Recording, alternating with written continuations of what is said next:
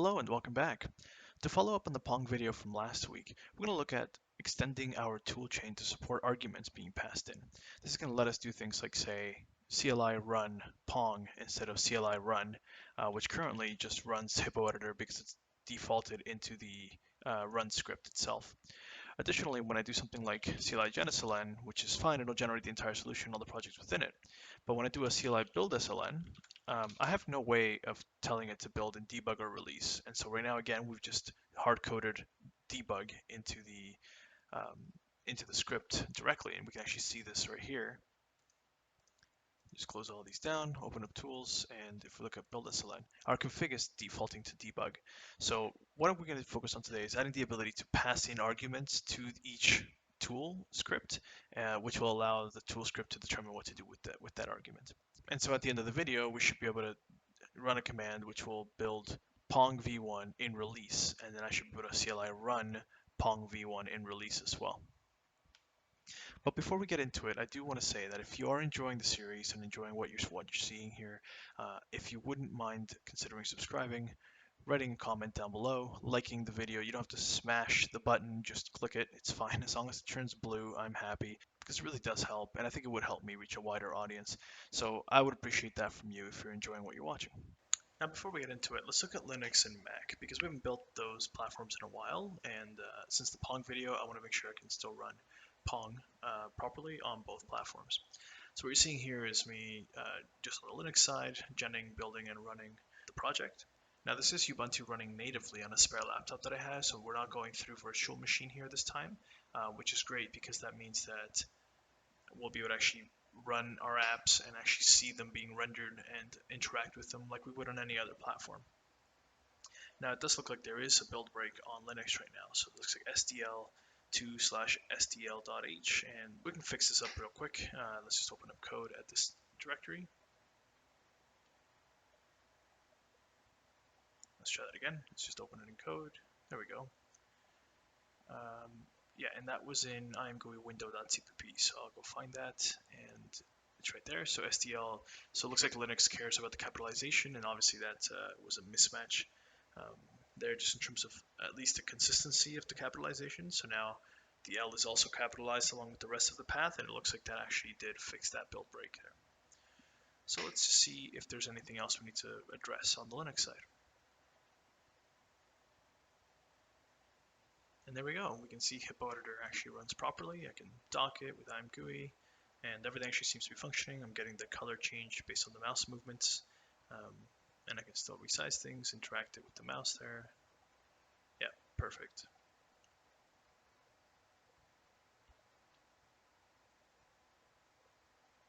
So this is great. Now let's just run Pong, because I do want to make sure that Pong works. Yeah, there you go. You can see that it is running properly, which is great to see. We can dock everything just like we did with hippo editor. And yeah, we can start the game and play it. Now, you will notice it is considerably slower here.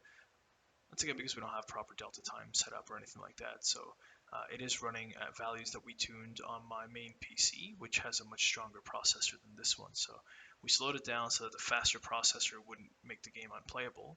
And we're now running at that same speed with those same values on a slower processor machine. That's why it's slower. But that was great. That's what I wanted to get out of Linux. So let's go switch over to Mac and see if Mac is good. So here we are on the Mac side. We'll just do the same step here. So I've synced the change from Linux, and you can see there actually is a build break on Mac. Now in this case, SDL syswm is complaining about Windows.h. So obviously Windows.h is not something that's available to us here on the Mac side, and I know exactly what's causing this because I've dealt with it before.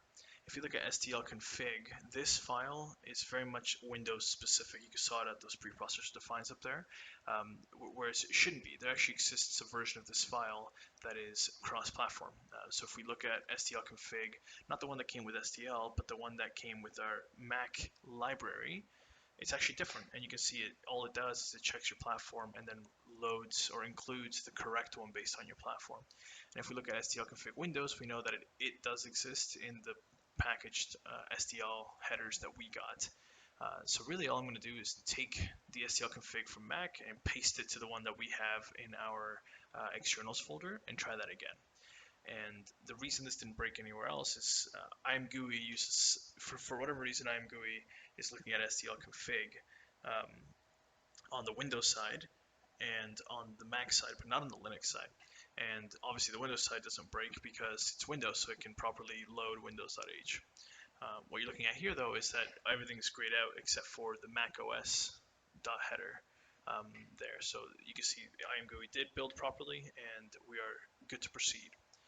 But this is something that I think if you download on Windows, like if you download the Windows development libraries, then you'll get the SDL config for Windows. Even though you get all of them, the SDL config.h is just a Windows one copied over. Now it looks like we have another error here where we forgot an override here at the end of get Windows properties, so we'll fix that. And we'll check the other methods. So initialize was good, shutdown update is good, and then render and IMGUI render is good. So let's try that again. And you can see at least Hippo Editor worked, and now it's doing Pong, and yeah, looks like we're good. So again, just like the Mac side, just like the Linux side, you see we have the ability to modify things. Input is working. This is good news. So now let's try to play Pong here.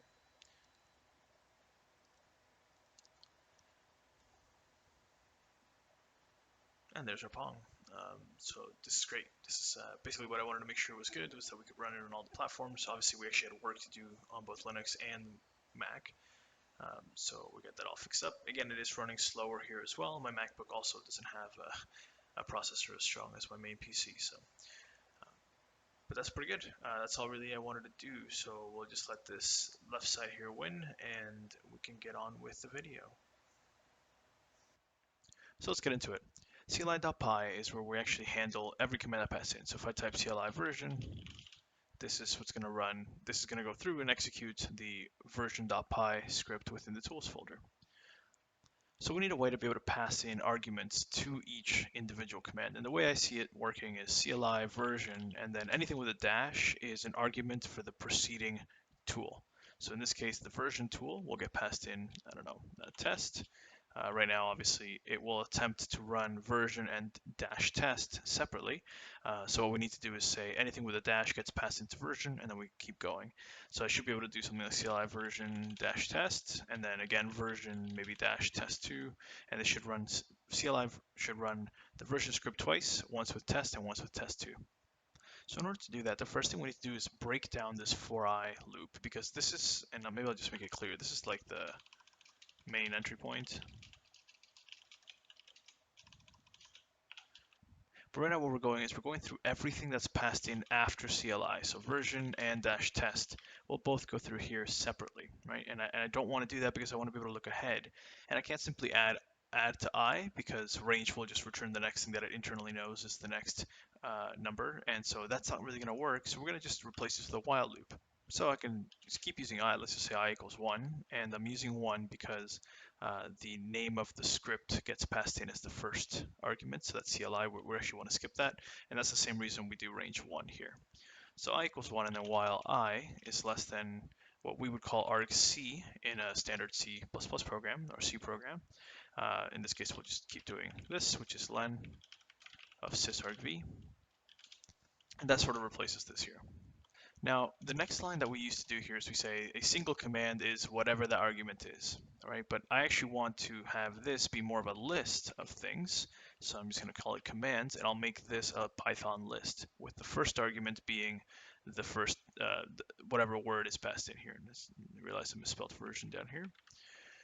So this is a list, which means we can append to it. So because I'm in a while loop and I is just a normal mutable integer, I can actually look ahead in sys.argv and see if the next thing starts with a dash. And if so, I'll just append it to commands. And one thing that I should note is that I should be able to pass in multiple parameters, right? Like I can say dash test 2, and version should be able to take both of these in. It's up to version to understand what they mean and how to use them. So what that means is that we're going to keep looking ahead until either we've reached the end of the argument list or we've reached something that doesn't start with a dash. So let's just do a while true. And now the first thing we'll check is if we're at the end of the list, right?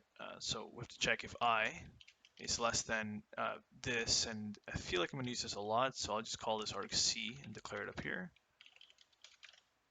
There we go. And now we can use argc here. So if I is less than argc minus 1 and sys.argv at I plus 1, at 0 is a dash.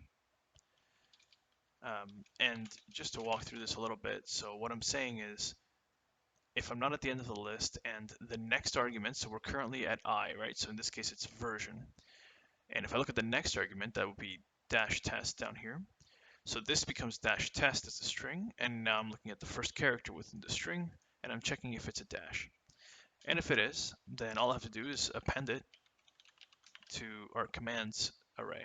So we're appending sys.argv at I plus 1, and I don't want the dash to be passed in, like the arguments that are getting passed in, just like version is passed into CLI without a dash, I want test to be passed into version without the dash. So I'll just do a splice where we say start at the first index instead of the 0th, and nothing after the colon means go to the end of the string. So we'll pass that in, and then we have to increment I, because we're now we've consumed the next string here. And then with an else, we just break out of this. So this means that if we reach the end or we reach something that doesn't have a dash in front of it, then we won't increment the I and we'll just break out of this thing. And now we have our sort of populated commands list. And let's just test this real quick. So we'll just print commands. And then when I run it, I think I have to pass in commands at 0, just to make sure it's still functional. And let's give this a shot. Okay, sys has no attribute argc. Oh, did I do sys.argc? Yeah, I did. Whoops. Sys.argv. There we go. So here we are. So we run CLI version with dash test 2, and you can see that we are printing commands, which is version, test, and test2. And that's good. And then it executes version, and then what you see here is it's actually proceeding through to dash test2 as the next command, which it does not recognize. And the reason it did that is because we haven't incremented I at the end of our loop. So we're only incrementing I here, but just like the for loop would increment it at the end of every iteration, we have to do the same thing here. So we'll just say I equals I plus 1. And if we run this now, we shouldn't have anything else to run, and there we go. So now I should be able to say version dash test 2, and then version dash test 3, and then dash, maybe not even a dash, just another one, version dash 1, 2, 3. And what we should be seeing is, I'm only using version because it's quick, it doesn't do any work. But here, the first version gets test and test 2, version test and test 2. And then the next version gets test 3, which it does, and then the next version gets 1, 2, 3. And you can see that these arguments don't have the dashes in front of them, which is exactly what we want. Okay, so this is a good place to be. So now, instead of passing in just the first argument, we want to pass in all of them and have run command do something a little more intricate with them. So let's not print this here anymore. And maybe we'll print, like we won't print this, but we can print it a little prettier. I think I have like, yeah, this executing that I put up here only if the path exists, otherwise invalid. That's fine, I can keep that. I'll just remove the executing. Like worst cases, we'll see executing and then invalid command. So I'll do this, and then I'll say we're executing commands at 0. And then if len of commands is greater than 1, and I don't need to wrap my if statements, then I can additionally print with arguments, and then just a format. We'll do a comma separated string, so comma.join commands, and then again we'll splice to remove the first thing. Cool, and then maybe we'll just print another /n before we proceed. And then we can actually run the command. So if we do this again, oh yeah, I'm passing in the whole thing again. So let me just do commands at 0 again, and do this. Yeah, so now that's better. So we're saying executing version with arguments test and test 2, and then executing version with arguments test 3. Yeah, that's cool. I like that. And then if we pass in a CLI version with nothing, it'll just say executing version. And if we say CLI version 2, that doesn't exist, it'll say executing version 2 and then invalid command, so that's fine. Cool, so now let's pass in the whole list and do something with it. So here we'll call it commands. And I guess this is testing for script and then calling it, but it's not adding anything here. Really what we want is Python 3 script and then comma and the arguments, right? So we basically want to build this list given the list that was passed in, right? So we can prepend Python 3 to it, and we can prepend script or I guess replace the first thing with script, because this is going to give us the actual absolute path of the tool script, which is exactly what we want. So instead of command, we'll say commands at 0. Maybe instead of script, we'll just put it right back into commands at 0. Right, so commands at 0 equals data commands at 0. And then if commands at 0 exists, there, nothing's changed, but now we have this list. And we can just prepend Python 3 to it in here, and the rest is easy, right? So commands.insert, and with insert, you take the index, we're going to insert at index 0, so everything will get pushed back, and we're inserting Python 3. And now instead of creating a list here in line, we'll just pass in commands. And so all the commands that we've calculated from below are now just getting passed in directly into that script, right? Otherwise, invalid command, then this will have to be commands at 0, return -1, and return ret. So I think that's all we need, really. Everything should be getting passed in now. So if I run it, let's run this one. Well, let's just run a simple one. So version-test. This is good because now I can start actually go into version.py and use it if I wanted to. And really all I'm going to do is just print out the arguments. Like version doesn't do any work, so arguments don't make sense for it, but this is a good test bed to just ensure that everything's working properly. So in here, I can just check. I am importing sys, so I can do the same sys.argv argc check thing. So maybe if the len of sys.argv is greater than or equal to 2, because it'll be 1 always, because you'll pass in the script path. So if it's greater than or equal to 2, then we can just print, let's print a comma separated list of sys.argv. Just print them all out. Okay, so if I do that, yep, there we go. So you can see that we're properly passing in arguments to the scripts now, which is, I mean, that really wasn't too bad. This is the path that WSL has from my D drive, which is fine, and then test. Great, so with that done, it's very easy to go to build SLN and just modify this value, right? So we can just say, well, default to debug, but if len of sys, again, I'm wrapping my ifs, of sys.argv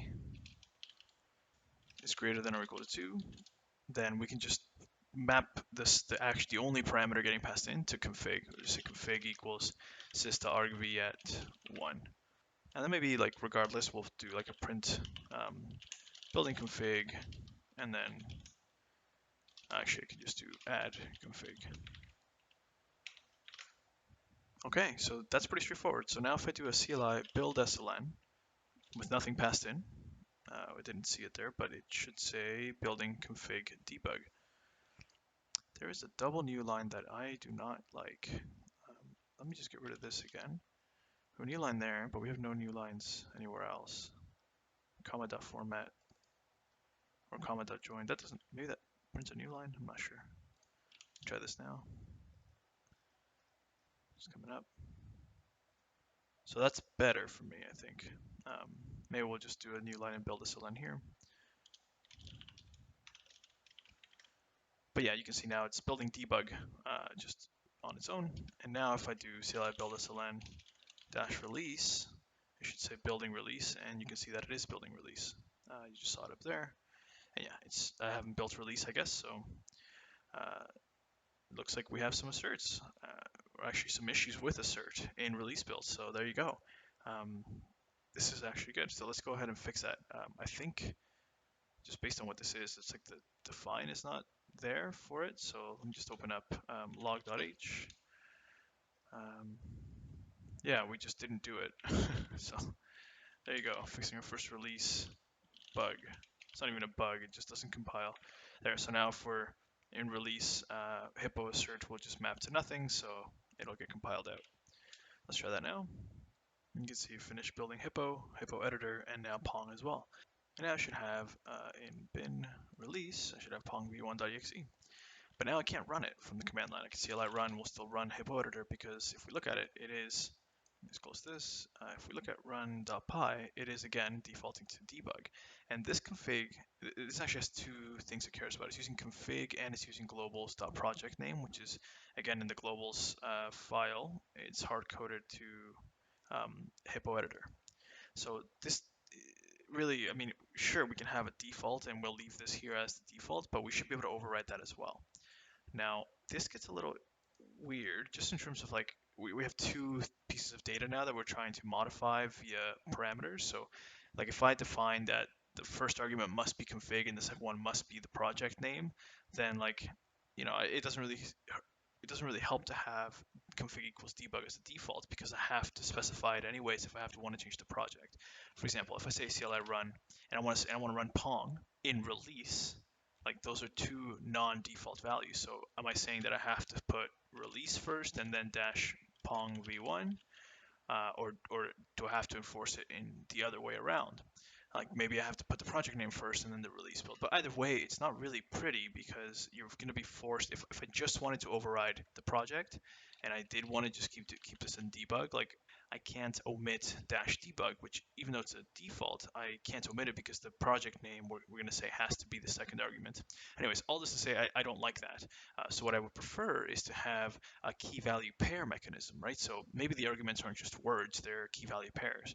So I would be able to do something like CLI run dash prj maybe equals pong v1, right?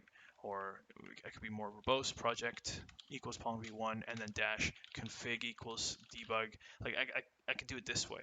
This will just allow itself to be a little more extensible in terms of what or the number of arguments that a certain tool script will care about and will want to work with. So I think that's what we'll do instead, which means what we just wrote in build this line we'll have to change a little bit, but that's fine.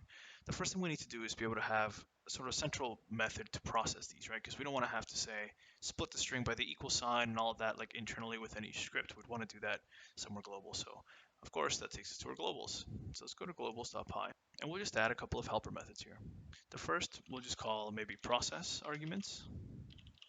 And it'll take in those actually they're called, we'll just call them argv. It'll take in the argv of what the script received. And what we're looking for is a dictionary. So we want to return key value map, or I guess dict is the real word here. Now we should iterate over everything in argv, and I want to split the string, right? So again, if I have something like key equals value, I want to be able to split the string. I also maybe don't want to have to enforce a value. Like what if I have just like CLI dash version dash true? Maybe that means something. Like it doesn't. I don't want to have to enforce it, especially if you only care about one thing. So what we could also support is key. So if I pass in something without a value, we'll just default a value. We'll have a default value of like true or 0 or anything, just so that the key itself exists in the dictionary we return. Because what that allows you to do is say if, let's say I'm checking for the test key, if test in ret will actually tell me if the test key belongs in ret, regardless of what the value of it is on the other side. And for every argument, and what you can do, and maybe I'll just show this down here if I run Python, actually exit. So in Python 3, there we go. So if I have something, a string, let's say stir equal, actually can't call it stir, let's call it x equals test equals true. Oops. Right, now I have test equals true as a string. I can say x dot index of the equal sign, and it will give me 4. So that means it's at the 4th index. So 0, 1, 2, and 3, 4, and then 5, 6, 7, 8. Now if I have another string, y equals test, and I say y dot index of equal sign, it will throw an exception. And you can see it's a value error exception, substring not found. So what this means is that when we try to call .index, we have to wrap it in a try catch or a try except. So in this case, we'll say try, and maybe I'll just try to pull out the key equals arg. And I want, so because this gives me 4, I want to splice this string. Test equals true is its own string. I want to splice it from 0 to 4, or I guess from 0 to 3. That'll be the key, and then from 4 plus 1, so 5 to the end of the string, that'll be the value. So I'll take arg as a string and I'll splice it. So starting at 0 and only go for this many characters. And I'll pass in arg.index of equal sign. So if there is an equal sign, this will just work. If there isn't, I'll handle it in the except. So with that's key, then the value will be arg, and then this time we're starting at arg.index of equal sign, and then +1 because we don't want to exclude the equal sign. We don't want to start at 4, we want to start at 5. So +1, and then we'll go to the rest of the string. Great. Now in the except, so in the case that there is no equal sign, we'll just say the key equals arg, because that means we just want the existence of this key, and then v will just default to 0. It really doesn't matter what v is in this case. For anything that isn't split with an equal sign, we really just care about its existence in the dictionary. And now I can say ret at key equals value. Great, and then at the end we'll just return ret. Okay, now I am interested in this line just to make sure if I have a z equals test equals, I just want to make sure that if I say, actually let's call it arg equals test equals, and let's just copy this line, and then that's k, and then v, that's v, so k is test and v is an empty string, which is good. I just want to make sure that the +1, if it went like out of bounds, if Python wouldn't blow up. It looks like it's fine. Okay, now going back to build SLN where we have this, I know build SLN only cares about one argument, so we don't really need to change this. We'll just take the first argument as the config. But just for the purposes of using our new system and being a little more verbose, I want to be able to basically write CLI build SLN dash config equals release, for example, and that should just do what we expect. So instead of this, I would basically say, maybe we'll have like args equals globals dot process arguments, and we'll pass in sys dot argv. And now if we print args, let's just do let's do this. If we look up here, so you'll see args has as the first key is the script itself and the value is 0. This is our, again, we're not passing this with an equal sign, so this is our default where the existence of the key is what matters. We probably could just remove this from getting passed into these scripts, but it's fine as it is. But if we look at the second key, you can see that config is release. So we really should be looking for args at config and using that if it exists, right? Because again, if I don't pass anything in, we still want our default. So the way we do this is config will equal, and it's sort of with an inline ternary, like if you know ternaries from C++, where they're basically an if-else statement inline. We'll say config equals args at config. This is the key we're looking for. If config in args, else we'll do debug. This is a ternary, so we're saying config you will be set to args at config if config is in args. So if this is valid, it'll use that. Else it'll use this default to debug. So let's do CLI build SLN with nothing, and you can see it's building with config debug there, and that was fine. And if I do dash config equals release, I don't need a quote there, my bad.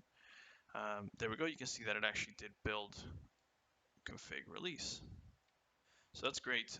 What I don't like about this is this line. It's either this or a full-blown if statement, and we're going to be doing this sort of thing for basically any script that cares about looking for something in the args dictionary. So I think we just have another helper. Instead of process arguments, we'll have def get argument, or I guess get argument value, right?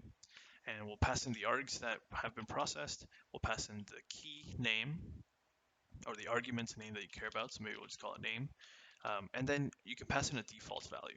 And so basically we're doing the exact same thing, except we're just renaming a couple of them. So we're going to say return args at name if name in args, else default. There. Now we can call get argument value in a way that's a little more easy to read from the script's perspective. So this will basically become config equals globals dot get argument value, and we'll pass in args, we'll pass in config, and we'll pass in debug as the default. So that's much easier to read than the below. And if we try this again, we should just have the same output. So the default should be debug, and you saw there it was debug right here. And then if I call it with dash config equals release, you'll see that it should build release, and it does. Perfect. So now that we've got this set up, the reason we sort of built this is to support, scripts that require more than one argument, so it's a little easier to reason about. And really what we're looking for now is the run command, right? Like the run command has two things it cares about, the config, which is debug or release, and the project itself. That way it knows which folder sort of go into to find the exe. So first things first, let's say args equals globals.process arguments. This is the argv. And now we can say config, let's say config equals, and I guess debug with the capital D is the default. We'll default to running the debugs from CLI run. I think that's fine. So again, we'll use globals.get argument value. We want the config key, and we'll pass in args, and we'll default to debug. And then maybe we'll just have a separate one called prj equals globals.get argument value args. We'll look for prj for the project, that's the key. And the default will be the default that we're using here, which is globals.project name. And with these two pieces of information, we can actually build the exe path. So os.get current working directory, that's fine, config, and then instead of globals, we'll use prj. Good. And now if we look at how it's used here, this is going to run, this is going to find run.bat, which just runs the arguments we pass in. And so it's going to pass in config and again, so we want this to be prj. Good, and then same here, exe path, prj. Okay, so now I should be able to say CLI run with nothing, and it should run the debug version, there it is, of Hippo engine, of Hippo editor. And I should be able to do a CLI run dash prj equals pong v1. And yes, it runs pong v1 now. Perfect. This is basically exactly what we wanted now, because I can now, with multiple projects or multiple configurations, I want to be able to run something separate. So this is great. And so now you saw that was the debug configuration of Pong. So let's try to run it with dash config equals release. And what you'll see is that it does not work. It tries, but it just dies immediately. And because we're running it through the command line, through WSL, you don't get a pop-up. But what's the problem is actually that this, if I run it just here properly, you'll see that stl2.dll was not found. So that's because this is a fresh build. We were manually copying that DLL over, and because it's not there since we just built it, it's not going to be able to run. And so you don't get the pop-up from here, but that's what that problem is. So instead of manually copying that DLL over again, I do want to have a post-build script. And basically this will be a script that'll run after every build, and it will do some work. And really all it's going to do is take the contents of a folder and copy it to the destination folder. And in that folder, I can put that stl2.dll file, so that at least on the Windows side, we can ensure that when we build for release, we'll copy over the corresponding DLL, because the point of release is to have everything sort of ready. If everything is there in that folder, I should be able to zip that up and send it to anybody, and it should just work. So I need to provide the DLL in there. Once we start doing things like textures and we have other forms of assets, we'll need those to be there as well, accessible to the exe. So let's go ahead and build a post-build script.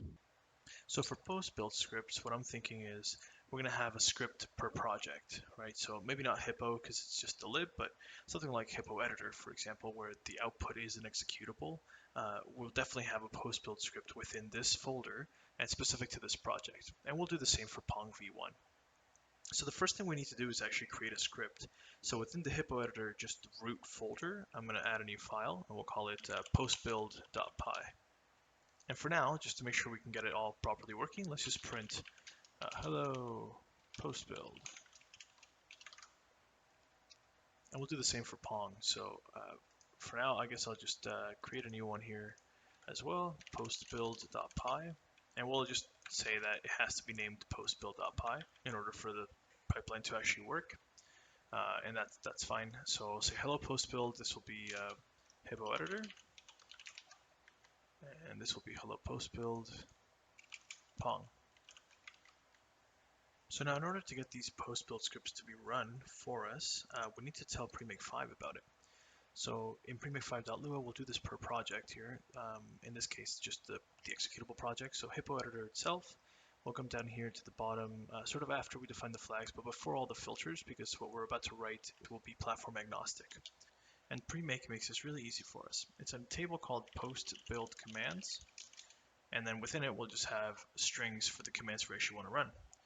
In this case, we want to call Python 3, and then we want to pass in, I guess, the absolute path to the postbuild.py, So it'll be dependent on the project. So we'll need to ask Premic 5 to give us that. So we can say maybe just do Python 3, and then we'll concatenate path.getAbsolute, and it'll be percent open squiggly prj.name, which will give us the project name. So in this case, it's hippo editor. So it'll go to the absolute path of the root and then hippo editor folder, and then we're looking for postbuild.py. So we can just append /postbuild.py. And that's it. That's all you have to do. So let's do this down here for Pong as well. Again, before the filters.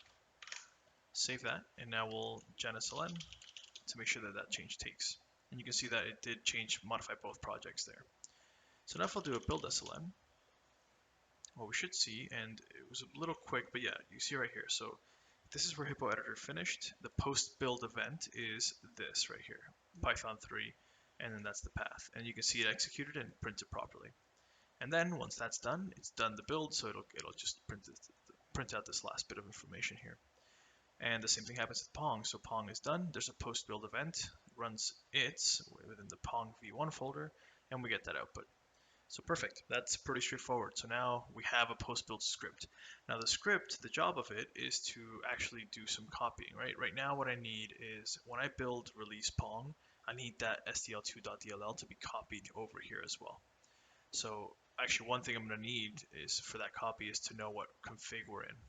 So actually, let's go back to premic5.lua real quick and send that along as well. So we can just do this and then space, and because we're within a string, we can do the percent squiggly, and cfg.buildconfig will give us that. And I'll add that up to the top one as well, and maintaining 2 isn't the greatest, so I'm feeling like we could somehow pull this out, but I think for now this is fine. It really shouldn't change much more than this. So let's just gensln again, and maybe we'll go to the post build script itself and print out that value. And we can print that with just printing sys.reg to make sure that we get it. So now let's build this ln. And okay, something went wrong there. So sys, oh yeah, whoops, I have to import sys. Try that again. Okay, that looks better, and Pong wasn't updated, but yeah, here we go. So you have debug, so that tells us which folder we need to copy the contents into. Now there's still the question of what exactly it is we want to copy over. So if we go into Hippo Editor, here's where our postbuild.py is, and just alongside it we can have a folder that contains everything we want to copy over, right? So we say, call it postbuild copy, and what I'm going to do is I'm actually going to create two, a postbuild copy and a postbuild copy underscore Windows. And the reason I do this is for the DLLs, since they're Windows specific. I don't really need them to be copied over on a non-Windows platform for a non-Windows build. So now let's find the DLL that we care about, and I know I have it just in here, in debug, probably. Yep, here's one. So let's go over to Hippo Editor and just drop it in here, okay? And now, just for the sake of testing, we can also drop something else in here that we want to copy over. So let's take the imgui.ini. This imgui.ini is what we used when we ran this from Visual Studio, right? Because Visual Studio's sort of root directory when you run it from within Visual Studio is alongside the project file itself. So this file should already be configured in a certain way that it'll have something that looks nice. So I'll paste that in here. Now if I go back to bin, and let's just go to the debug one, we'll work out of there. Okay, there is no imgui.ini here, which is good. That means if I run it from here, nothing is sort of attached anywhere, right? And that's good because that means that if we successfully copy all the contents over, when I run it from here, from this directory, this should have all the docked panels working properly. So let's delete this one. And then just before we get started, I'm just going to take these two and copy them over to Pong v1 as well. Now, I know it seems a little redundant right now to do it twice, and SDL2.dll for sure will be the same across both, but everything in post-build copy is really going to be specific to the project. So in this case, it might be Pong fonts, music, that sort of thing. Whereas for the editor, it'll definitely be something different. And actually for Pong, we don't want the imgui we want this one. We want the Pong imgui, not the one from the Hippo Editor project. So we'll copy that over. and that should be good. And let's do the same thing in the debug Pong v1. We'll just delete this, and let's delete this one too.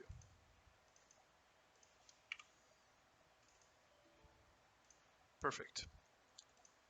Okay, so now that we've got our folders, we can come back to our postbuild.py. And for now, we'll just focus on the hippo editor one. So we don't need to print this anymore. Instead, let's start with just defining which folders we actually want to copy. So if we're on Windows, and I'll just call this win source paths, like the paths of the sources we want to copy. And it'll just be a list of folder names really. So postbuild copy and postbuild copy underscore Windows. And then the Mac, well, Mac and Linux, we'll call it, maybe we'll call it Nix, will just be the postbuild copy without the Windows one. And now we can start pulling out the config that we got, because we need to be able to build our destination path.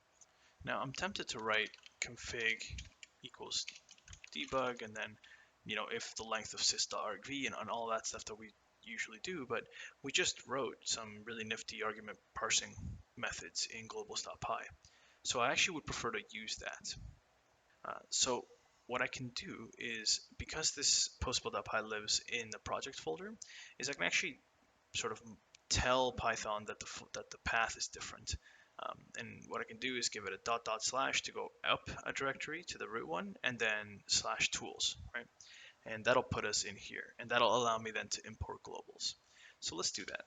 I think in CLI.py, yeah, this we have tools, dir equals tools, and then what we can do is say sys.path.append, and we'll append the current working directory / and then .. to go back a directory, and then / and then the tools dir from above. So we'll do .format, and we'll pass in os.get current working directory, and then the tools dir. And I will need os. And now I can import globals. Great. So actually, if we're using that method, I do need to change premake5.lua again and pass this in as config : config equals, and we'll just ask for what config is.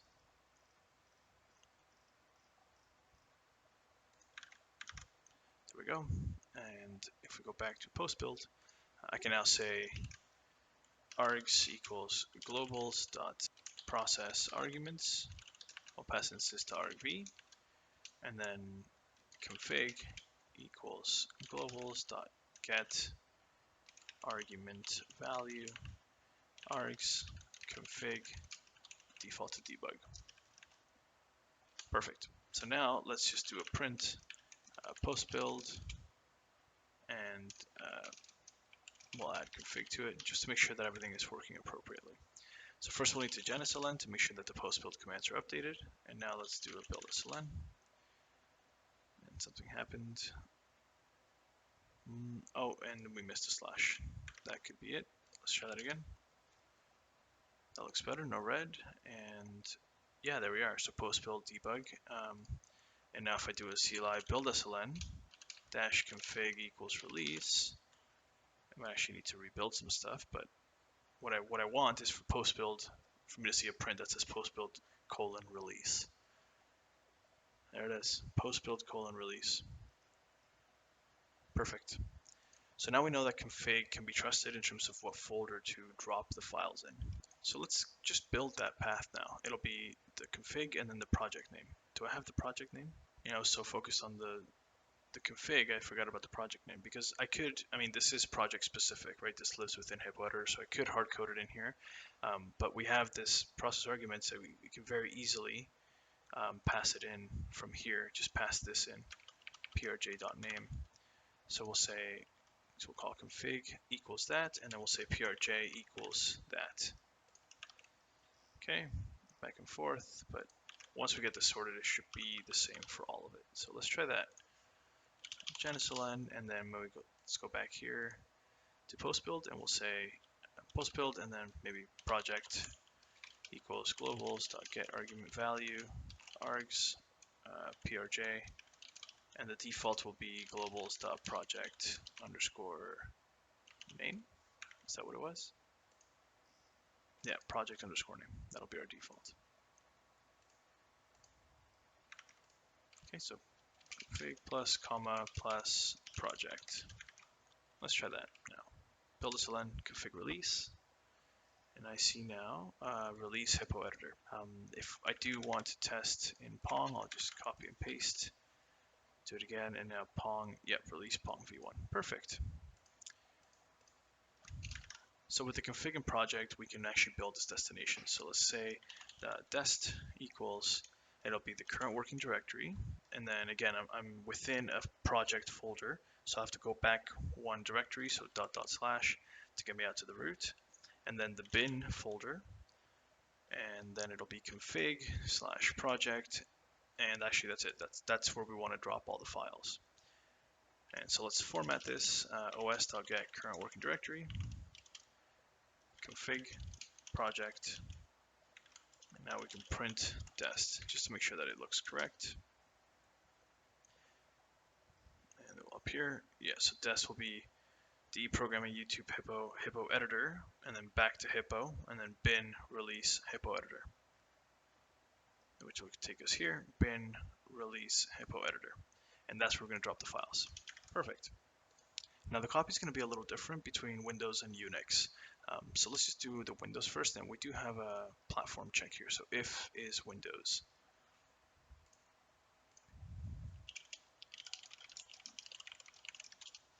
All we have to do here is iterate over the win source paths and just call a copy command called robocopy that Windows supports.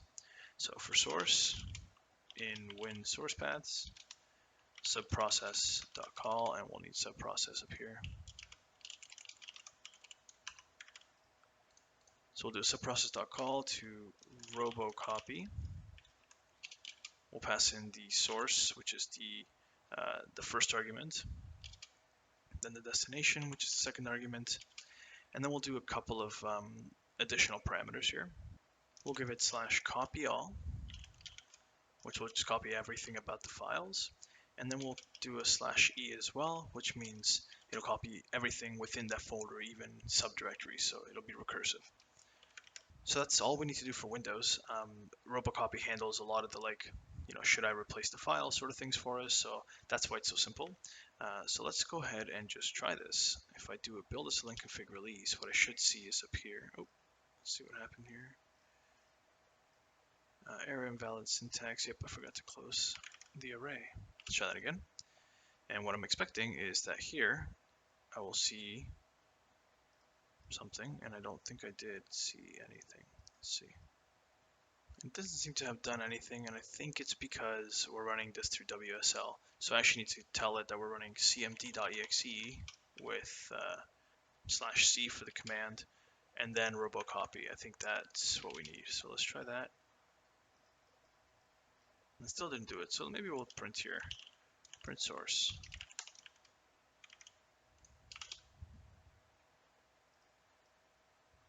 Okay, we're not even printing, which means we're probably wrong about whether we're on Windows or not. Let me try this. False. Okay, so we're not doing anything now. Interesting. So why doesn't it know we're on Windows? Platform equals Windows, and we were doing this. Yeah, let's try it. So Python 3. Import sys platform. And we said sys.platform should tell me where we are. It says Linux, but if I say platform.uname, it should have something Microsoft specific, and it does right here. And what was it checking? I was saying if Microsoft in x.lower. So for every key value pair here, is there Microsoft anywhere within there? And there should be. Release should have it, version should have it. So let me just run this code, basically. Platform. Yeah, platform is Windows. So let's just print platform here.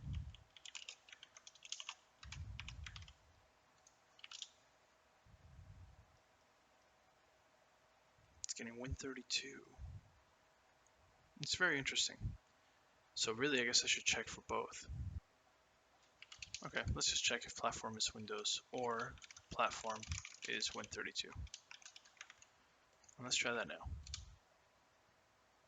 Okay, that's better because it tried something. Okay, good. So you can see RoboCopy did get run correctly, and it's trying to do some copies, but I don't have rights. So it's fine. I didn't open Visual Studio Code as administrator. So instead, let's just open cli.bat as administrator, and oh, I guess it puts me in the C drive.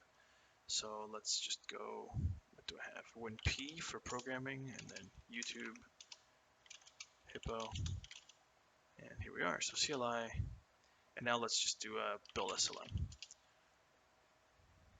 And what we should see is a proper, yeah, here we are, RoboCopy. So here's the RoboCopy output. We're saying the source is Postbuild copy, and the destination is Hippo editor. We're doing every file, and here are our options. As you see, these extra files were files that were already in that directory, and then the new file is imgui.ini, so it did that copy, and it's finished. And now we run it again, oh, and this is some stats, and now we run it again with the _Windows version, which will do, again, here's all the files that were already there, and stl2.dll was there, took a little longer, and then some stats. And we're done. So if I do the same with -config equals release, I should do the same copy now to the release folder, and that is a release folder. So I actually should be able to, I'm just gonna close this. Let's just go back here for a sec, and yeah, you can see that hippoeditor.exe is there, imgui.ini is there, and stl2.dll is there. So I can now go into bin, release hippo editor, and run it, and yeah, everything works, and there's our already docked panels. Perfect. Now I'm gonna just in the release build, let's delete these again, and let me just try without the copy all. Just because it is kind of annoying if I have to, like, I have to run VS Code as administrator in order to be able to use this terminal. Let's just see if this works. Yeah, okay, so without copy all, it did it, and I wonder if it's fine. And they're both there, and I can still run it. So let's just leave copy all out. I think this is better. If we find that we need it, we'll do it. I think copy all just like keeps the existing date modified and whatnot. But no, I mean, even without it, you can see that STL2 hasn't been touched since 2020. So I think we're good. We'll just leave it like this. Now, the Windows side is the easy one. The non-Windows side is where we have to work a little harder. And the reason it's a little more intricate on Unix is because you can't just do a copy, especially if the files already exist. It'll just fail. You have to actually delete those directories or files before you attempt to copy. So I need to first delete anything that exists and then do a full copy, again, recursive, basically the same thing that the /e does. So I took to Stack Overflow. And I'll post these links below, but this is what I use. So I was looking for a way to rm-rf in Python, and after a couple of comments, I actually found one that I like down here, this one, because it actually handles symlinks as well, which is something that we might actually want for something like the imgui.ini, for example. So this is what I'll take. I'm just going to copy this, and we can paste it right in here. So within the else, you can import, you can define functions that are only available within this scope. And I'm going to take the URL as well and drop it in here. Now for the copy, I also looked at Stack Overflow for copying an entire directory, including subdirectories. And if I scroll down just a little bit, I find this copy tree, which gets around some of the intricacies of shutil.copytree. So again, let's just take this, put it in here. We already did OS and shutil, so we don't need to import these again. Take the URL again and say from. And now I do need to modify this a little bit because this, as you can see, it's just going to try and copy the code, right? It's going to build the source and destination and then actually do a copy. But this isn't checking if it exists, because if it exists, we need to delete it first, right? So I'll just modify this a little bit, and it'll just be very easy. If os.path.exists d, because d is what they've built the destination path here. So if it exists, I'll just call rm_rd. So just delete it before we do any copies. At this point, it'll all be deleted, so we can actually go ahead, if it's a directory, do a full copy, Otherwise, just copy the file. Now, with all that out of the way, and I'm not really a fan of copying and pasting code verbatim, but this is really the easiest way just to get around these intricacies of how Unix and Python works in terms of copying directories. But now we can do what we did for the Windows version, basically. So for source and this time Nix source paths, we'll just do a copy tree, call that function, and then source and dest. Great. And now we can remove this print, and we are done with our post build. Now all we need to do is drop files into these folders, and they'll automatically get copied over for us. So I'm just going to take the whole thing, paste it over to Pong, and now that Pong has it too, if we look at the pong.exe within the release folder, we know that we can't run it, right? That was what we tried to do. So CLI run pong, -prj equals pong v1. I guess even the debug version doesn't have anything there. Yeah, it doesn't. But what I should be able to do now is do a CLI build SLN, which will run the post build scripts. And in this case, it'll run them for debug. And I should be able to just snap on a run-prj equals pong v1 at the end of it. And it'll build, copy, and yeah, you can see that it works perfectly with our already docked panels from when we ran this through Visual Studio. So this is great. That's pretty much it for today. It was really more of a sort of toolchain upgrade video, but I think it's very important to make sure that the toolchain is fun to use and easy to use. In this case, we still don't need Visual Studio now. Now we can actually switch between configurations and projects, and we can actually run them as well, regardless of what project they are and where they live. And one last thing before we wrap this video up is what you'll notice is Visual Studio Code is telling me what's changed and what's added with, sort of based on the Git repository. And you can see it's happily saying we've added imgui.ini, but it's not doing anything for SDL2. In fact, it grays it out. SDL2.dll is actually not in the repo right now. And that's because Git by default will ignore any exe.dll, even .libs, from being added to a repository. And this is actually the same for premake5.lua right now. So if we look at premake folder, premake5.exe is actually not in the repo, but .linux and the no extension ones are fine. So we can actually make some exceptions here, and we'll do that real quick just before we sign off. So if we look at our gitignore, here we've got sort of what we're excluding, and we can also tell it to include some things. So let's just define our allow list here. And the one thing, so when you say you want to allow something, you start it with an exclamation mark. And for us, we'll allow premake5.exe, and then we'll also allow any .dlls and any .libs. So as soon as I save this, you'll see that VS Code goes back and sort of parses everything, and hopefully now we see that, yeah, this is being added. So good. Now, if you were to take a fresh copy off of the repository, you actually could just run everything as normal. So thanks for watching. As I said earlier, if you enjoyed the video, please consider subscribing or giving me a thumbs up. That would be really appreciated. So thank you very much, and I'll see you next time.